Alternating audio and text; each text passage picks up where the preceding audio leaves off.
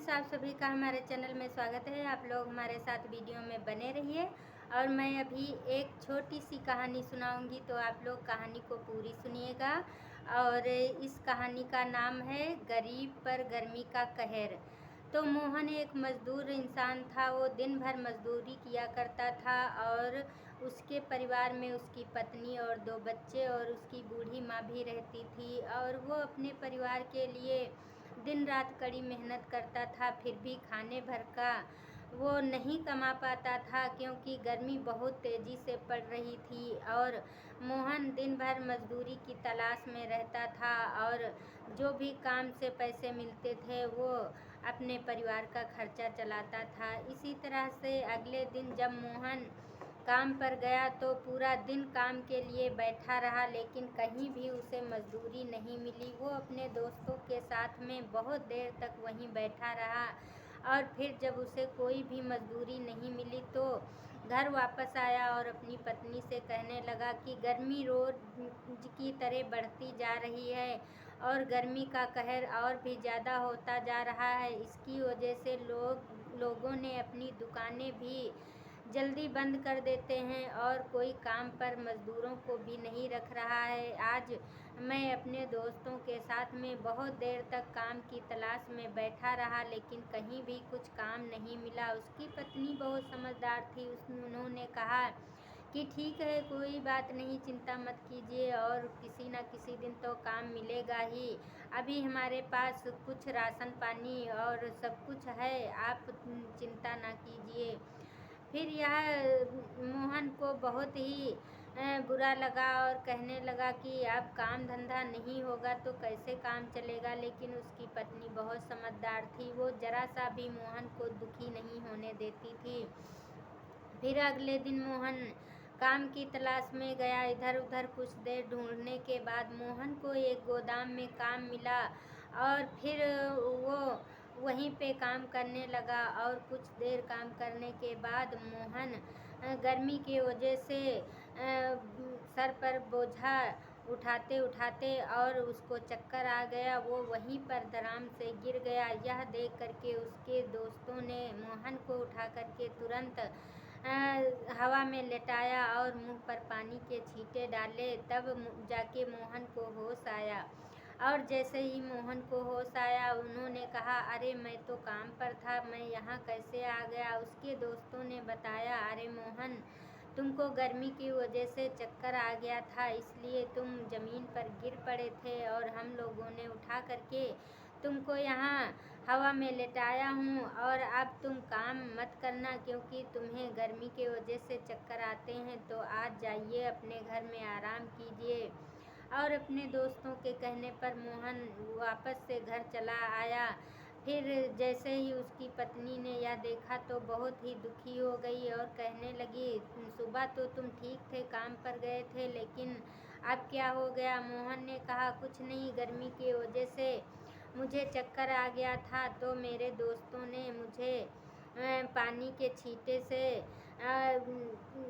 सही किया और हवा में लेटाया, इसलिए मैं वहाँ से काम से चला आया हूँ, मुझे चक्कर आ गया था। उसकी पत्नी ने कहा, कोई बात नहीं, अभी हमारे पास कुछ राशन पानी है और तुम चिंता ना करो। मोहन ने कहा, अब हमारे परिवार का खर्चा कैसे चलेगा और मुझे तो बहुत ही चिंता सताई जा रही है। उसकी पत्नी बहुत ही समझदार थी। उन्होंने कहा कि कोई बात नहीं है और मैं तुम्हें कल सबसे पहले डॉक्टर के पास लेके चलूँगी और देखती हूँ क्या बताएगा। अगले दिन जब मोहन और मोहन की पत्नी डॉक्टर के पास गई तो डॉक्टर ने कहा कि इनको गर्मी के वजह से चक्कर आ गया था और इनके पानी की कमी है। अब ये कम से कम 1 हफ्ते आराम करने के लायक हैं और काम धंधा नहीं कर पाएंगे, क्योंकि इन्होंने धूप में काम किया है। इसके वजह से इनके शरीर में पानी की कमी हो गई है और इनको अभी कुछ दिन धूप में काम नहीं करना है। यह सुनते ही मोहन की पत्नी को बहुत चिंता हुई और फिर भी मोहन की पत्नी कहने लगी, कोई बात नहीं है और ऊपर वाले का भरोसा रखो, कहीं ना कहीं कुछ मिलेगा ही, और चलो तुम घर में चल के आराम करो। मोहन ने कहा, अरे वो तो ठीक है, लेकिन मेरी माँ की दवाइयाँ भी तो लानी है।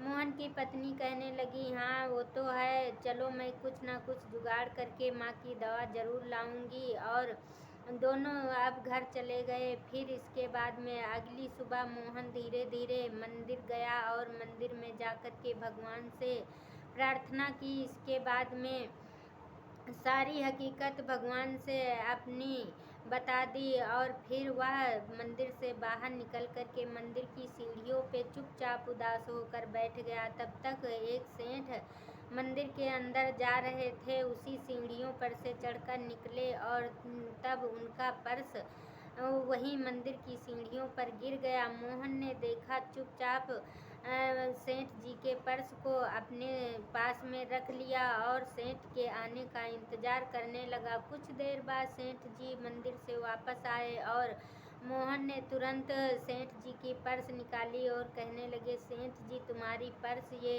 जब आप मंदिर जा रहे थे तभी गिर गई थी, तो मैंने उठा करके इसको अपने पास रखा था और ये आपकी पर्स।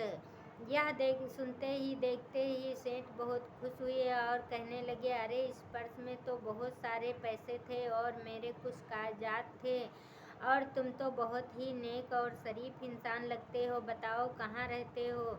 मोहन ने सारी अपनी गरीबी हकीकत बताई और तभी सेठ ने उसकी ईमानदारी को देख करके बहुत खुश हुए और कहने लगे कि तुम हमारे हवेली पे आ जाना, जब तुम्हारा शरीर स्वस्थ हो जाए 2-4 दिन के बाद मेरी हवेली पे आना, मैं तुम्हें काम पर रख लूँगा और मुझे भी एक नेक इंसान की ज़रूरत है। मोहन 2-4 दिन के बाद सेठ जी की हवेली पर गया और सेठ जी ने मोहन को देख करके बहुत खुश हुए और कहने लगे, चलिए अब तुमको मैं काम बताता हूँ। सेठ जी बड़े बड़े गोदामों में ले गए और उसको लेखा जोखा देखने के लिए मोहन को बढ़िया अच्छे खासे नौकरी पर रख लिया। उसको अब पंखे एसी की हवा में सिर्फ कुर्सी पर बैठ करके लेखा जोखा करना होता था। सेठ को एक ईमानदार इंसान की ज़रूरत थी और मोहन को नौकरी की भी ज़रूरत थी। मोहन को अच्छे खासे नौकरी मिल गई, बढ़िया हवा में बैठने की, और सेठ जी को एक ईमानदार इंसान भी मिल गया। ये सब देख करके मोहन को बहुत खुशी हुई और वो अब सेठ जी के द्वारा पाए गए पैसों से अपने घर का सारा खर्चा चलाने लगा। धीरे धीरे कर मोहन बहुत अमीर हो गया और सेठ भी बहुत खुश हुआ। उसको सारी जिम्मेदारियां ना संभालने के बावजूद मोहन को सौंप दी। मोहन सारा जिम्मेदारी का काम करता था और ये सब बहुत हंसी खुशी से अपना जीवन गुजारने लगे।